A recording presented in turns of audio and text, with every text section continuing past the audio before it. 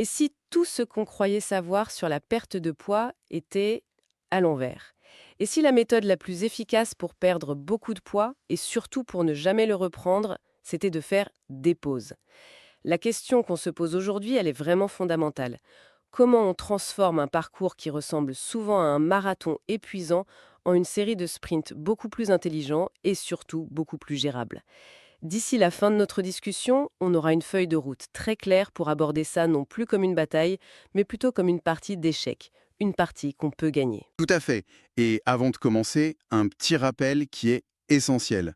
Le contenu qui va suivre est à but purement éducatif. Vraiment, il ne remplace en aucun cas l'avis, le diagnostic ou le traitement d'un professionnel de la santé.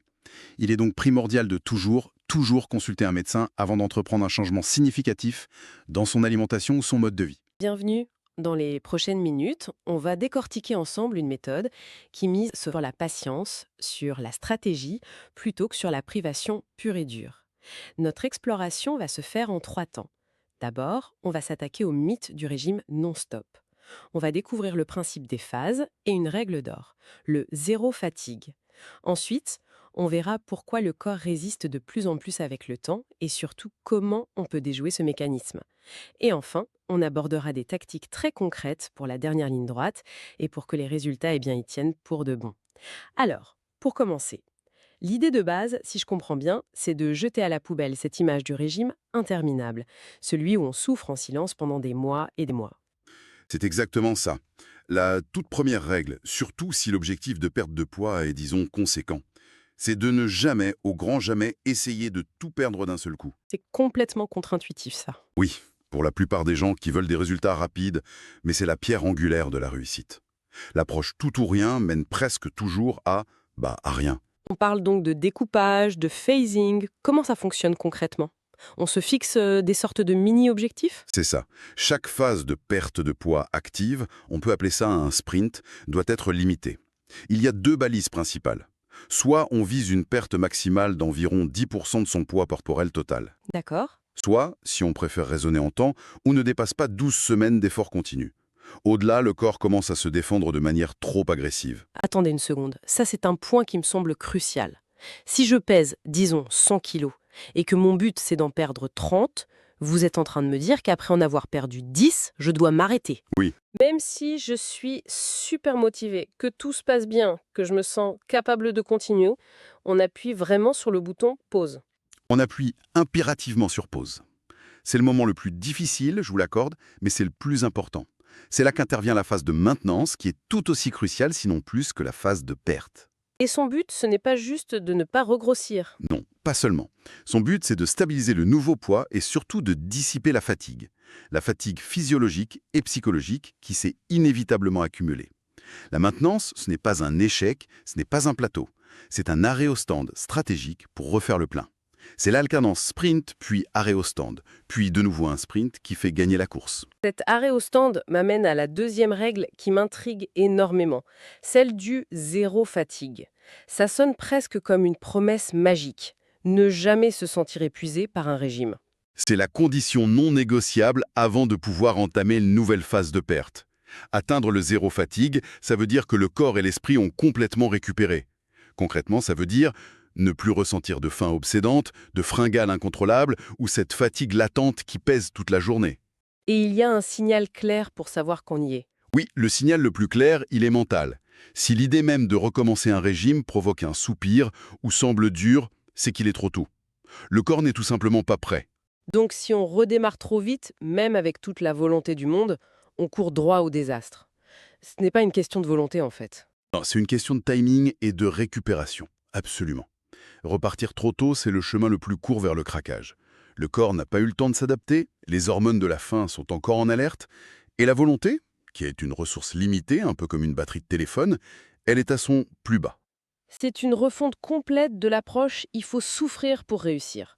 Je comprends bien le principe des cycles, c'est logique. Mais alors, si ça marche si bien, pourquoi ne pas simplement enchaîner ces cycles? Disons 12 semaines de régime, 8 semaines de pause, et on recommence pareil, jusqu'au but. Qu'est-ce qui nous en empêche? C'est une excellente question. Ça nous amène au cœur de la stratégie. La raison pour laquelle on ne peut pas faire ça, c'est que le corps humain est une machine d'adaptation extraordinairement efficace. D'accord. Son objectif numéro un, c'est la survie. Et pour lui, perdre des réserves de graisse, c'est une menace. C'est une menace existentielle. Après le premier sprint, il a compris. Il s'est dit, OK, on m'a eu une fois, mais on ne m'aura pas deux fois aussi facilement. Il va donc résister, de plus en plus fort à chaque nouvelle tentative. Ce qui veut dire que chaque nouvelle phase sera par définition plus difficile que la précédente. Le même effort produira moins de résultats. Précisément, c'est exactement ça. C'est un peu comme essayer d'essorer une éponge. Au début, une petite pression suffit pour faire sortir beaucoup d'eau. Mais pour faire sortir les toutes dernières gouttes, il faut presser beaucoup, beaucoup plus fort pour un résultat minime. Le corps fonctionne de la même manière avec la graisse. C'est une image très parlante. Donc on se bat de plus en plus fort pour des résultats de plus en plus faibles. C'est la définition même du découragement. Exactement. Alors comment on contre ça? Est-ce qu'on doit juste être plus strict, manger encore moins? Ça semble complètement intenable. C'est le piège. C'est le piège dans lequel presque tout le monde tombe. La solution, ce n'est pas de forcer plus, mais d'être plus malin, de demander moins. Et c'est là que la stratégie doit évoluer. Il y a deux ajustements majeurs. Lesquels? Premièrement, on réduit les objectifs de perte. Si la première phase visait une perte de 10% du poids, la deuxième devrait viser un objectif plus modeste, autour de 8%. La suivante peut-être 6%. On demande un effort un peu moins grand à son corps à chaque fois. D'accord, des objectifs de plus en plus petits. C'est logique. Et le deuxième ajustement? On allonge la période de maintenance. L'arrêt au stand. Là, on fait l'inverse. On donne plus de temps au corps pour récupérer totalement. Si après la première phase, 8 semaines ont suffi pour atteindre ce zéro fatigue, il en faudra peut-être 10 ou 12 après la deuxième, et encore plus après la troisième. Waouh! C'est complètement contre-intuitif, encore une fois. L'instinct nous pousserait à accélérer, à forcer sur la fin pour en finir au plus vite. Et là, la stratégie, c'est de ralentir, d'être plus douce avec soi-même. On travaille avec sa physiologie, pas contre elle. L'objectif de la maintenance, ce n'est pas une récupération partielle, c'est une récupération totale. On veut que le corps oublie qu'il a été au régime, qu'il accepte son nouveau poids comme la nouvelle norme. C'est un dialogue patient. On comprend donc que la patience, l'ajustement, ce sont les clés. Ce qui nous amène à l'étape finale, souvent la plus redoutée. Perdre du poids, c'est une chose. Mais comment on s'assure que ce nouveau poids devienne la nouvelle norme? Qu'il ne soit pas juste une parenthèse avant de tout reprendre? C'est le défi ultime, oui. La transition entre le projet et le mode de vie. Et pour réussir, il y a deux concepts importants. Le premier, c'est une astuce très pragmatique pour ne pas être déçu lors de la stabilisation. Le second est une stratégie de fond pour contrer ce qu'on peut appeler l'attraction ou la gravité de l'ancien poids. Commençons par l'astuce. J'ai lu quelque chose sur un coussin de sécurité. Qu'est-ce que c'est? Après tous ces efforts, il faudrait volontairement descendre plus bas que son objectif? Ça peut sembler un peu masochiste, je sais, mais en fait, c'est une assurance contre la déception. L'idée est simple, hein. Au lieu de s'arrêter pile à son poids cible, disons 70 kg, il est conseillé de descendre un peu plus bas, environ 3 à 4% en dessous. Dans notre exemple, ça signifierait viser 67 ou 68 kg, comme point le plus bas. Mais pourquoi faire ça? Quel est l'intérêt? Parce que c'est de la pure physique. Quand on arrête un régime et qu'on revient à une alimentation de maintenance, même saine, le corps va mécaniquement reprendre un peu de poids. Attention, ce n'est pas du gras. C'est principalement de l'eau, du glycogène dans les muscles et le volume dans le système digestif. Ce coussin, il permet simplement d'anticiper cette reprise. Et comme ça, en remontant de 2 ou 3 kilos, on atterrit précisément sur son poids idéal de 70 kilos. On ne le dépasse pas, on ne panique pas. C'est une astuce brillante pour la stabilisation, c'est vrai. Mais ça ne règle pas le problème de fond. J'ai l'impression que le vrai combat commence après. La vigilance baisse, les vieilles habitudes reviennent. C'est la peur de tout le monde. Et c'est là qu'intervient le concept de gravité de l'ancien poids.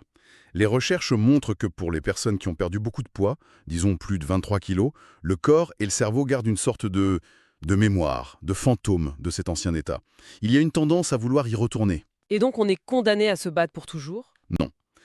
La solution ne réside pas dans une bataille perpétuelle.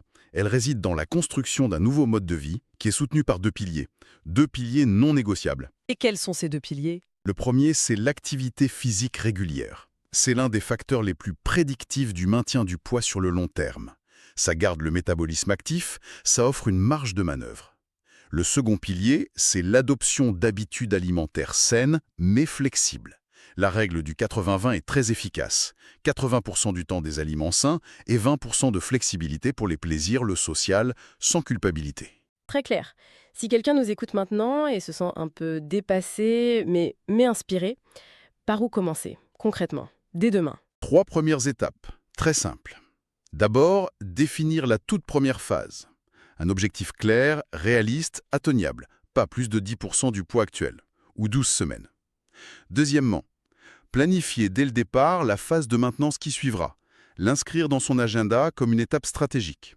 Et troisièmement, avant d'envisager une seconde phase, évaluer honnêtement son niveau de fatigue de régime. Si l'enthousiasme n'est pas là, on prolonge la pause. C'est aussi simple que ça. Et un dernier conseil pour surmonter l'obstacle le plus courant, cette frustration de voir les progrès ralentir.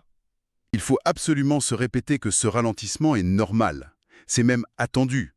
Ce n'est en aucun cas un échec personnel. Au contraire, c'est le signe que le corps s'adapte et que l'approche intelligente est plus que jamais nécessaire. C'est le signal qu'il faut ajuster la stratégie, pas abandonner. Pour conclure, cette analyse nous montre vraiment comment passer d'une lutte acharnée, souvent perdue d'avance, à un processus stratégique. C'est presque une partie d'échec en fait. Absolument. Si on doit retenir 3 points, ce sont ceux-ci. Premièrement, penser en cycle to the you. Des efforts courts, ciblés, suivis de pauses de récupération obligatoires. Deuxièmement, ajuster ses attentes. Accepter que le corps résiste et que la stratégie doit devenir plus patiente. Et troisièmement, anticiper la fin. Utiliser le coussin de sécurité et bâtir des habitudes solides pour le très long terme. En y réfléchissant, on pourrait même se demander comment cette idée de phase d'effort et de maintenance active pourrait s'appliquer à d'autres grands objectifs. Un projet pro, apprendre une nouvelle compétence. C'est une excellente réflexion. Finalement, la durabilité se trouve moins dans l'intensité de l'effort que dans l'intelligence de la stratégie. Et tout cela soulève une question fascinante pour la suite. Si le corps s'adapte si fortement sur le plan physiologique, quels sont les ajustements psychologiques qu'on doit faire pour que notre cerveau, lui aussi, accepte ce nouveau poids comme sa nouvelle normalité et qu'il cesse de nous tirer vers la